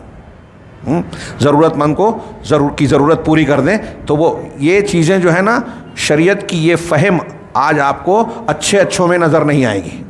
ہمارے رشتہ داروں میں آپ کو ملے گا کہ آپ ہمارے شہر میں دیکھیے کتنے لوگ نفلی حج اور عمرہ کر رہے ہیں. ان کے قریب ترین رشتہ دار، دور کی بات چھوڑ دیجئے، قریب ترین رشتہ داروں میں آپ کو ایسے ملیں گے جن کے گھر کی چھت ٹپکتی ہے، جن کے یہاں گاہے بگاہے فاقے کی نوبت ہوتی ہے، جن کے یہاں کوئی بیمار ہے لیکن علاج کی گنجائش نہیں ہے. اس طرح کی خبریں انہیں ملتی ہے، لیکن اپنے آپ کو تسلی دیتے ہیں ارے وہ اسی لائق ہے. یہ اس لائق وہ نہیں ہے، آپ نیکی کے لائق نہیں ہیں. اللہ رب العالمین آپ کی بھی آزمائش کر رہا ہے، اس کی بھی آزمائش کر رہا ہے، اور آپ نے جب یہ کہہ دیا، منہ پھیر لیا یہ کہہ کے کچھ بھی تسلی دے کر، تو آپ ناکام ہو گئے. اب وہ جا رہے ہیں عمرہ کرنے.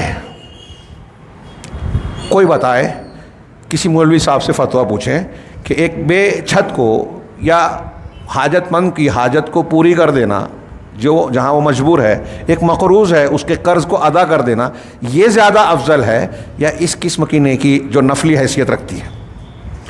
اس کا یہ مطلب ہرگز نہیں ہے کہ میں حج اور عمرے کی تنقیص کر رہا ہوں، اس کی اپنی فضیلت ہے، ترغیب ہے، بار بار کیجئے. لیکن جب دو نیکیاں سامنے آئے تو کس کو ترجیح دینی چاہیے، اس شعور کی بات کر رہا ہوں میں. ہمارے یہاں اس کا تقریباً فقدان ہے کہ کس چیز کو نیکی کو ترجیح دینا چاہیے. بہت اہم چیز ہے. اور دیکھیے کہ شیطان جو کسی بندے کو کفر اور شرک میں نہیں مبتلا کر سکا، بدعت میں مبتلا نہیں کر سکا، کبیرہ گناہ میں مبتلا نہیں کر سکا، صغیرہ میں مبتلا نہیں کر سکا، مباح میں مبتلا کر کے وقت ضائع نہیں کروا سکا، تو اب یہ آخری مرتبہ، چھٹا مرتبہ ذکر کیا کہ اس کو کوشش کرتا ہے کہ فضیلت والے کام سے ہٹا کر کم درجے والے کام میں مشغول کرے. کریں دنیا کے معاملے میں اکثر اس کی مثال دیتا ہوں. اگر آپ کو ایک جگہ آپ کوئی سامان بیچ رہے ہیں، میں ایک چیز یہاں بیچوں گا، مجھے 100 روپیہ منافع ملے گا، لیکن پتہ چلے کہ 20 کلومیٹر فلاں جب بازار ہے وہاں جا کے بیچوں گا تو مجھے 500 روپیہ منافع ملے گا، تو میں کس کو ترجیح دوں گا؟ اللہ کے رسول نے فرمایا کہ اگر آدمی جماعت سے نماز پڑھتا ہے تو 25 گنا، اکیلے نماز کے مقابلے میں 25 اور 27 گنا اجر و ثواب بڑھ جاتا ہے. آپ کسے ترجیح دیں گے؟ وہی بات یہاں بیان کر. یہ میں اشارہ کر رہا ہوں، حدیثوں کی روشنی میں یہ سب بیان کیا گیا ہے کہ شیطان یہ کوشش کرتا ہے چنانچہ لِيَرْبَحَ عَلَيْهِ الْفَضْلَ وَيَفُوتَهُ، تاکہ اس کو جو ہے جو کم درجے کا عمل ہے اس کا نفع ملے، اور جو فضل والا اعلیٰ درجے کا عمل کا اجر و ثواب ہے اس سے محروم کر دے. چنانچہ شیطان اسے حکم دیتا ہے ایسی نیکی کے کرنے کا جو مفضول ہے، کم فضیلت والی ہے، اور اس پر اسے ابھارتا ہے، اس نیکی کو خوبصورت بنا کر دکھاتا ہے. اذا تزمنا، خاص طور سے اس وقت جب وہ ایسی نیکی میں مشغول ہونا موجب ہوتا ہے افضل نیکی کو چھوڑ دینے کا. یعنی شیطان اس چھوٹی نیکی میں مبتلا کرنے کو اور اس کو خوبصورت بنانے کی کوشش کرتا ہے جس کے ارتکاب سے، جس میں مشغول ہونے سے آدمی زیادہ فضیلت والی نیکی کو چھوڑ دیتا ہے، زیادہ بلند نیکی، اونچی نیکی کو چھوڑ دیتا ہے. وَقَلَّ مَن يَنْتَبِهُ لِهَذَا مِنَ النَّاسِ، یہ علامہ ابن قیم کہہ رہے ہیں کہ بہت کم لوگ ہیں جو اس بات پر آگاہ ہو پاتے ہیں، یہ بات سمجھ پاتے ہیں. لوگوں میں بہت سارے لوگ اس کو سمجھتے نہیں ہیں. سمجھانے کے بعد بھی بہت سے نہیں سمجھتے ہیں. کہہ رہے ہیں فَإِنَّهُ إِذَا رَعَا فِيهِ دَاعِيًا قَوِيًّا. کیوں ایسا کیوں ہوتا ہے نہیں سمجھتے ہیں؟ اس لیے کہ جب ان کے دل میں کوئی نیکی کا، اطاعت کے کام کرنے کا مضبوط محرک اور داعیہ پاتے ہیں، اور اس میں کوئی شک نہیں ہوتا کہ وہ کام جو ہے اطاعت کا ہے، قربت کا ہے، نیکی کا ہے، تو پھر جب وہ نیک کام کی طرف داعیہ پیدا ہوتا ہے تو ایسا نہیں ہو سکتا کہ وہ یہ سمجھے یا یہ کہے کہ یہ داعیہ اور جذبہ شیطان میرے اندر پیدا کر رہا ہے.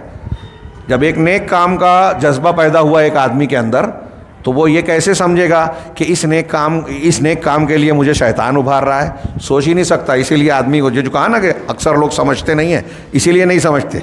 وہ کہے گا نا کہ کیا میں نیک کام کر رہا ہوں، اس نیک کام کو مجھ کو شیطان کروائے گا؟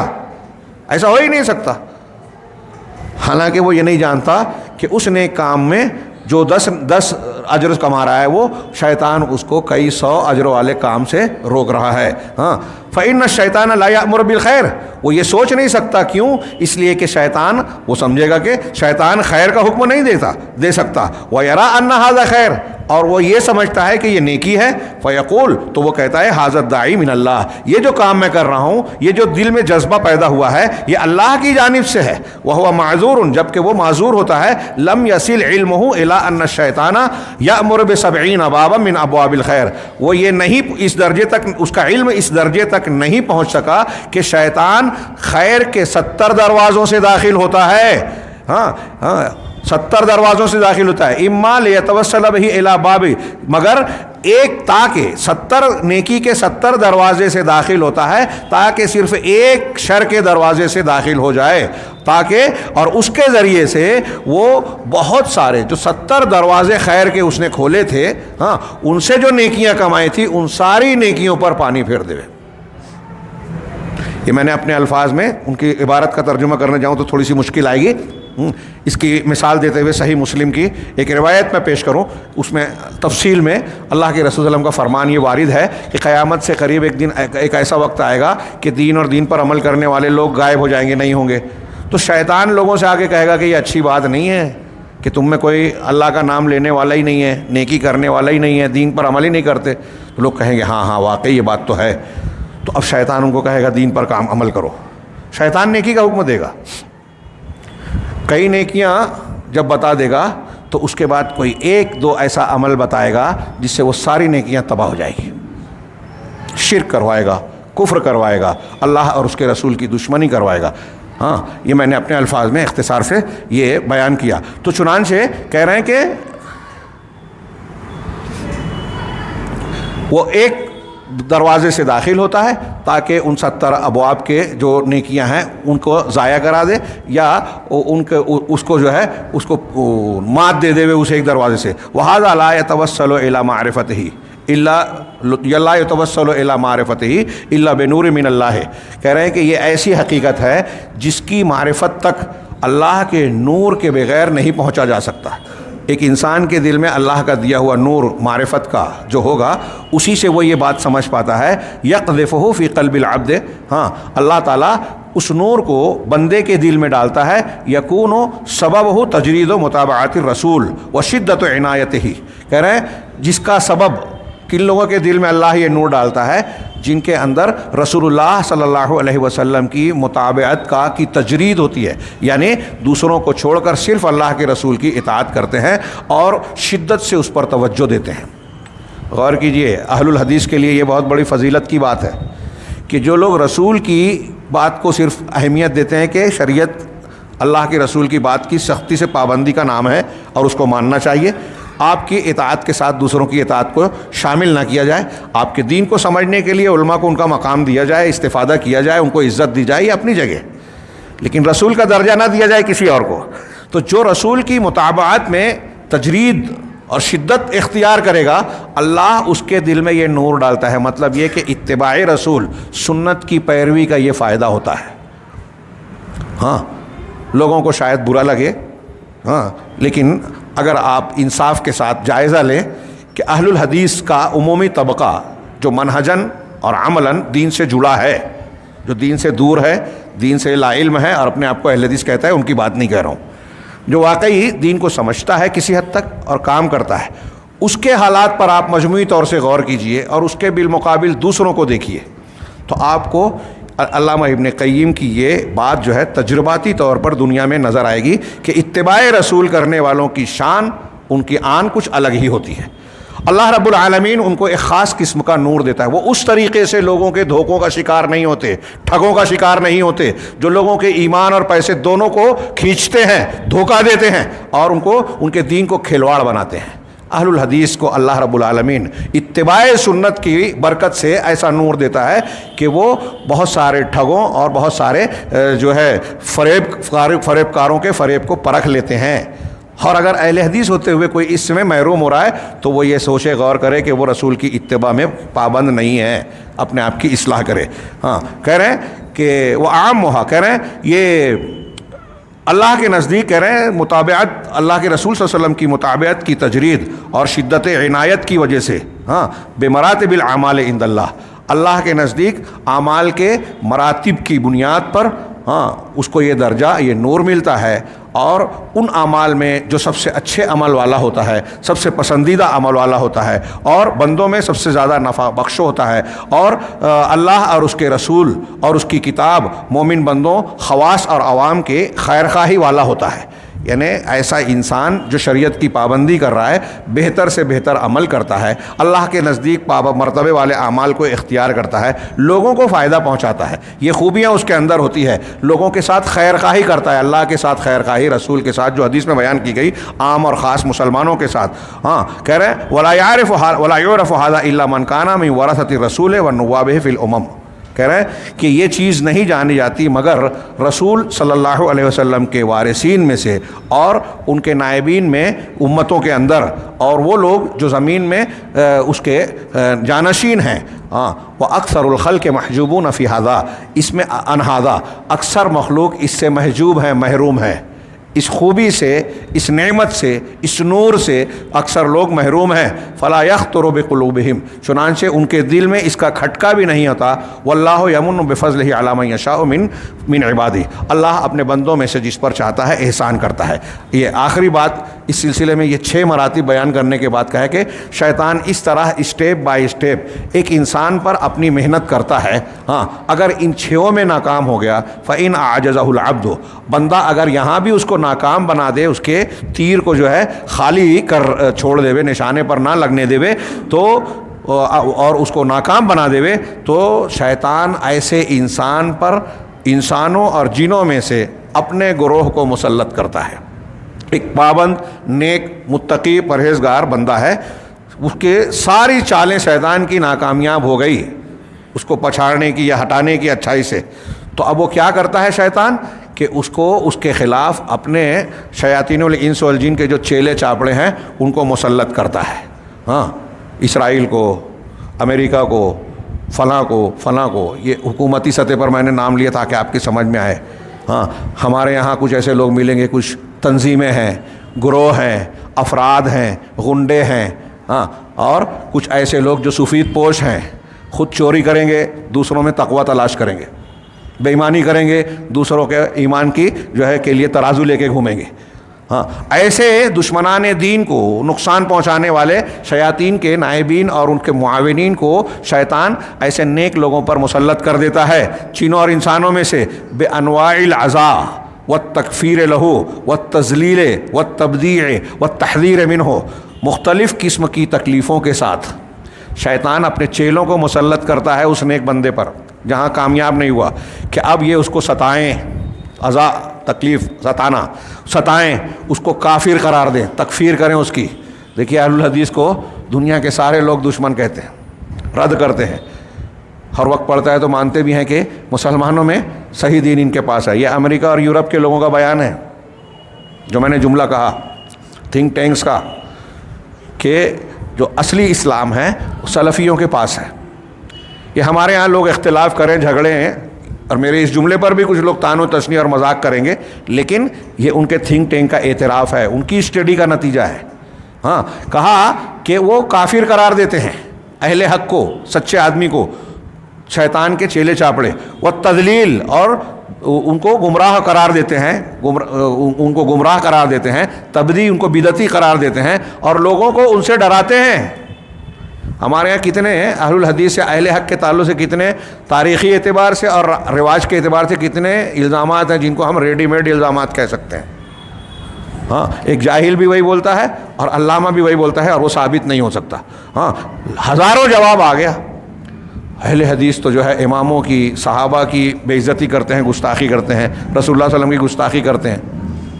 آپ کو ایسے کچھ اعتراضات ریڈی میڈ قسم کے ہر جگہ، میں نے کہا ہزاروں، لاکھوں کہہ لے چلے گا، اس کے جوابات کتابی شکل میں، تحریری تقریری شکل میں آپ کو ملیں گے، لیکن ان جوابات کو سننے کو وہی دہرائیں گے ہر بار، جو جھوٹ ہیں، غلط ہیں، لوگوں کو دور کرنے کے لیے۔ یہ ٹھیک ایسے ہی ہے، مسلمانوں میں اہل حق سے متعلق اہل بدعت کا یہی رویہ ہے، جیسے عالم پوری دنیا کے اندر جو ہے اہل اسلام کے تعلق سے غیر مسلموں کے الزامات ہیں. اسلام تلوار کے زور سے کتنی کتابیں لکھی گئی, کتنے حقائق پیش کیے گئے. مسلمانوں کے علاوہ غیر مسلم بھی اس کی تردید کرتے ہیں کہ نہیں یہ صحیح نہیں ہے, لیکن ایک طبقہ جو ہے اسی کو دہراتا ہے. کتنے ہم روز جواب دیتے ہیں, بیانات دیتے ہیں کہ اسلام دہشت گردی, انتہا پسندی کی تعلیم نہیں دیتا, لیکن دنیا کے مخالفین, دشمنان دین اس کی دلیلیں پیدا کرتے ہیں اور پھر ثابت کرنے کی کوشش کرتے ہیں, لوگوں کو بدگمان کرتے ہیں کہ نہیں یہی دہشت گرد ہوتے ہیں. اسرائیل, امریکہ پوری دنیا کے سامنے دہشت گرد واضح طور پہ دکھ رہا ہے, ان کی تعلیمات میں بھی یہ چیز موجود ہے, لیکن میڈیا اسے بولے گا بھی نہیں. میڈیا میں کس کے لیے یہ لفظ استعمال کیا جائے, اس پہ بڑا دباؤ ہے. خیر, تو کہا کہ ان سے لوگوں کو ڈرایا جاتا ہے. وقصد اخمالہ و اطفائہ, اور اس کو گمشدہ کر دیا جائے, اس کو بجھا دیا جائے, اس کے چراغ کو, تاکہ اس کے دل کو تشویش میں مبتلا کرے. یہ سب کچھ کس لیے کیا جاتا ہے؟ اب دیکھیے, جو حق سچی خبریں ہیں, سچے لوگوں کی خبریں میڈیا میں نہیں آتی, اس کو بجھایا جاتا ہے, گمنامی میں ڈالنے کی کوشش کی جاتی ہے. یہ ساری چیزیں جو کی جاتی ہے کہ مخالفت کی جائے, اذیت پہنچائی جائے, تاکہ اہل حق جو ہے تشویش میں مبتلا ہوں. وَيُشْغِلَ بِحَرْبِهِ فِكْرَهُ, اور اپنے حربے سے, ہتھ کنڈوں کے ذریعے سے اس کی فکر کو مشغول کر دے اور لوگوں کو اس سے فائدہ اٹھانے سے روک دے. فَيَبْقَى سَعْيُهُ فِي تَسْلِيطِ الْمُبْطِلِينَ مِنْ شَيَاطِينِ الْإِنسِ وَالْجِنِّ عَلَيْهِ, کہہ رہے ہیں چنانچہ اس کی کوشش انسانوں اور جنوں میں جو شیاطین ہیں اس کو اس صاحب حق اور صحیح دین والے پر مسلط کرنے میں پوری قوت صرف ہو جاتی ہے, لگ جاتی ہے, جو رکتی نہیں ہے, ٹھہرتی نہیں ہے اس وقت تک جب تک کہ مومن جو ہے وہ جنگ کا لباس نہ پہن لے وے اس کا مقابلہ کرنے کے لیے, اور موت تک جو ہے اس کو اتارے نہیں. مطلب اس کا مقابلہ اسے کرنا ہی پڑتا ہے, اور جب اس لباس کو وہ اتار دے گا تو اس کے حربے, اس کے ہتھ کنڈے اسے اپنا نشانہ بنائیں گے, قیدی بنائیں گے, اور اس کو مجروح کریں گے, زخمی بنائیں گے. چنانچہ وہ شیاطین کے گروہ سے مسلسل جنگ کی حالت میں ہوتا ہے, یہاں تک کہ اللہ تبارک و تعالیٰ سے ملاقات کرتا ہے. فتأمل هذا الفضل, شیخ نے کہا کہ اس فضیلت اور اس موقع کی اہمیت پر غور و فکر کیجئے, اور یہ غور کیجئے کہ یہ جو باتیں ہم نے بیان کی ہے یہ کتنی نفع بخش ہے, اور اس کو ایسا معیار, یہ جو چیزیں بیان کی گئی ہے اس کو آپ میزان بنا لیجئے, معیار بنا لیجئے, جس کے ذریعے سے لوگوں کو ناپیے اور اپنے اعمال کی بھی پیمائش کیجئے, اپنے اعمال کا بھی جائزہ لیجئے. اس لیے کہ فَإِنَّهُ يُطْلِعُكَ عَلَى حَقَائِقِ الْوُجُودِ, اس لیے کہ وجود کے حقیقتوں پر آپ کو مطلع کرے گا اور مخلوق کے مراتب کو بتائے گا کہ کون کس درجے کا ہے. وَاللَّهُ الْمُسْتَعَانُ وَعَلَيْهِ التَّغْلَانُ. اس کے بعد علامہ ابن تیمیہ نے جو من الجنۃ والناس, سورہ ناس کے آخری حصے کا ذکر کیا, جن اور انسانوں میں سے, اور اس کے بعد میں سمجھ رہا تھا جیسا کہ شروع میں کہا تھا کہ شیاطین سے, آج یہ مکمل کر دیں گے, شیاطین کے شر سے بچنے کے 10 گر قرآن و حدیث سے علامہ ابن قیم نے بتائے ہیں, اور مختصراً بتائے ہیں, لیکن وقت کافی زیادہ ہو گیا ہے. انشاءاللہ آئندہ ہفتے میں اس کو سرسری طور سے بیان کرنا چاہوں گا, خاص طور سے ایسے تناظر میں جب ہمارے یہاں جادو, ٹونا, آسے, پھونک جھاڑ اور رقیہ سے متعلق کچھ بحثیں کافی کی جا رہی ہیں, تو اس میں شیاطین سے بچنے کے جو طریقے شریعت نے بتائے ہیں, اگر ایک بندہ ان کو لازم پکڑ لے تو میں سمجھتا ہوں ان سب چیزوں کی جو مختلف فی ہیں, متنازع ہیں, اس کی ضرورت ہی پیش نہیں آئے گی. اللہ رب العالمین ہم کو دین کی صحیح سمجھ اور اس پر عمل کی توفیق عطا فرمائے. وآخر دعوانا ان الحمد للہ رب العالمین وصلی اللہ علیہ نبینا محمد.